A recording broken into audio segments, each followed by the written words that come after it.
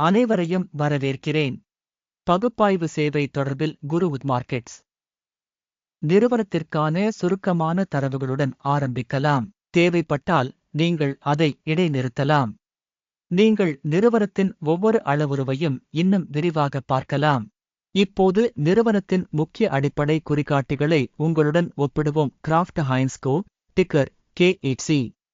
இந்த மதிப்பாய்வு ஏப்ரல் 14, 2025 இன் தரவுகளின் அடிப்படையில் செய்யப்பட்டது. வகைப்பாட்டின்படி குருவுட் மார்க்கெட்ஸ் அமைப்பு கிராஃப்ட் ஹைன்ஸ் கோ துணைப்பிரிவைச் சேர்ந்தது.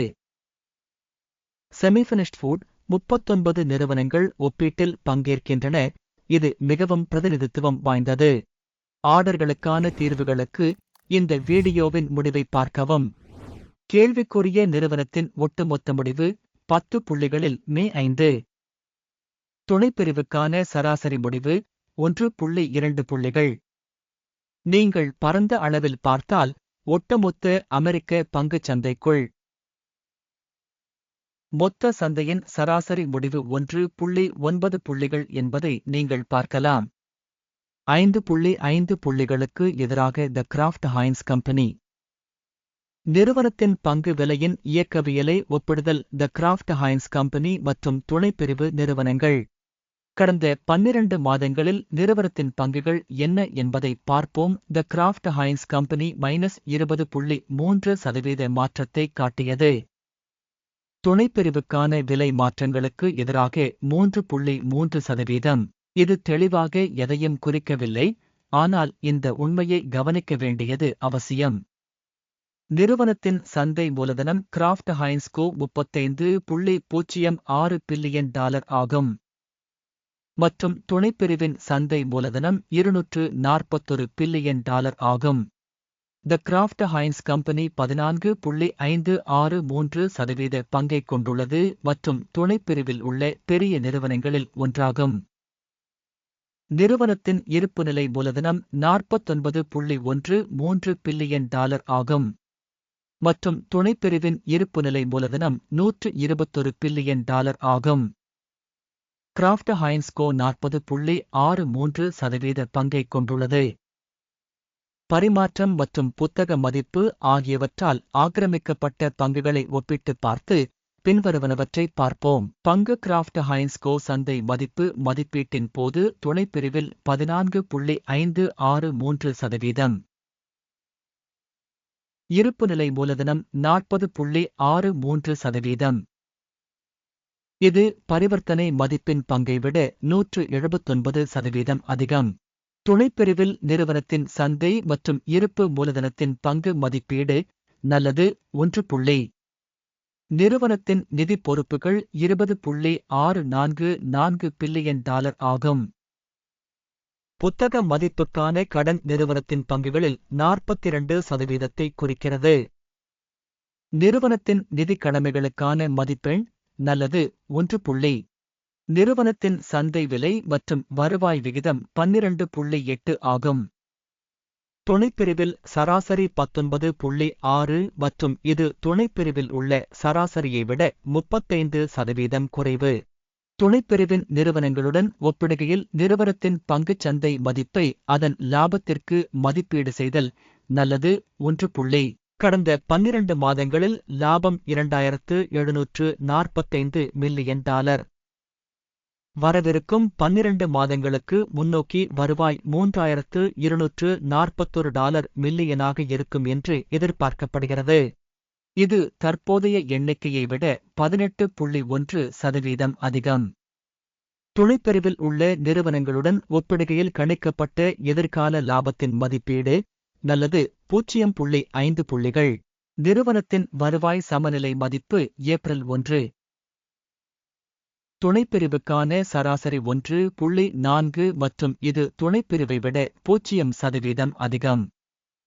துணைப்பிரிவில் உள்ள நிறுவனங்களின் குறிகாட்டிகளுடன் ஒப்பிடுகையில் ஒரு நிறுவனத்தின் சந்தை மதிப்பை அதன் வருவாய்க்கு மதிப்பீடு செய்தல் பொறுத்துக்கொள்ளக்கூடியது 0 புள்ளிகள். கடந்த 12 மாதங்களில் வருவாய் $25,860 மில்லியன். அடுத்த 12 மாதங்களில் $30,530 மில்லியன் வருவாய் இருக்கும் என எதிர்பார்க்கப்படுகிறது. தற்போதையதை விட 18% அதிகம். துணைப்பிரிவில் உள்ள நிறுவனங்களின் குறிகாட்டிகளுடன் ஒப்பிடுகையில் திட்டமிடப்பட்ட எதிர்கால விற்பனை குறிகாட்டிகளின் மதிப்பீடு நல்லது 0.5 புள்ளிகள். விற்பனை வரம்பு 10.6%. துணைப்பிரிவில் சராசரியாக 6.9%. துணைப்பிரிவு சராசரிக்கும் நிறுவனத்தின் செயல்திறனுக்கும் உள்ள வித்தியாசம் 3.7%. துணைப்பிரிவில் உள்ள குறிகாட்டிகளுடன் ஒப்பிடுகையில் விற்பனை விளிம்புகளின் மதிப்பீடு நல்லது 0.5 புள்ளிகள். துணைப்பிரிவின்படி பணியாளர்களின் எண்ணிக்கையில் நிறுவனத்தின் பங்கு 8.186%. இது சந்தை மூலதனப் பங்கை விட 78% குறைவாகும். மேலும் இது நிறுவனத்தின் தற்போதைய சந்தை விலையின் ஏற்றத்தாழ்வை பிரதிபலிக்கிறது. கிராஃப்ட் ஹைன்ஸ் கோ அநேகமாக மறுமதிப்பீட்டை நோக்கி. ஒரு நிறுவன ஊழியரின் சந்தை மூலதனத்தின் அளவு $974,000 மற்றும் துணைப்பிரிவில் $547,000 உள்ளன. துணைப்பிரிவு சராசரிக்கும் நிறுவனத்தின் செயல்திறனுக்கும் உள்ள வேறுபாடு 78.1%. துணைப்பிரிவில் உள்ள குறிகாட்டிகளுடன் ஒப்பிடுகையில் ஒரு ஊழியருக்கு நிறுவனத்தின் சந்தை மூலதனத்தின் அளவை மதிப்பீடு செய்தல் பொறுத்துக்கொள்ளக்கூடியது 0 புள்ளிகள். நிறுவனத்தின் தனிப்பட்ட ஊழியரின் லாப அளவு $76,200. துணைப்பிரிவின்படி சராசரி 27,900 மற்றும் துணைப்பிரிவு சராசரிக்கும் நிறுவனத்தின் செயல்திறனுக்கும் உள்ள வித்தியாசம் 173%. துணைப்பிரிவில் உள்ள குறிகாட்டிகளுடன் ஒப்பிடுகையில் தனிப்பட்ட பணியாளருக்கு லாப மதிப்பீடு நல்லது 0.5 புள்ளிகள். ஒரு நிறுவன ஊழியரின் விற்பனையின் பங்கு $718,000. துணைப்பிரிவு மூலம் $405,000. துணைப்பிரிவு சராசரிக்கும் நிறுவனத்தின் செயல்திறனுக்கும் இடையே உள்ள வேறுபாடு 77%.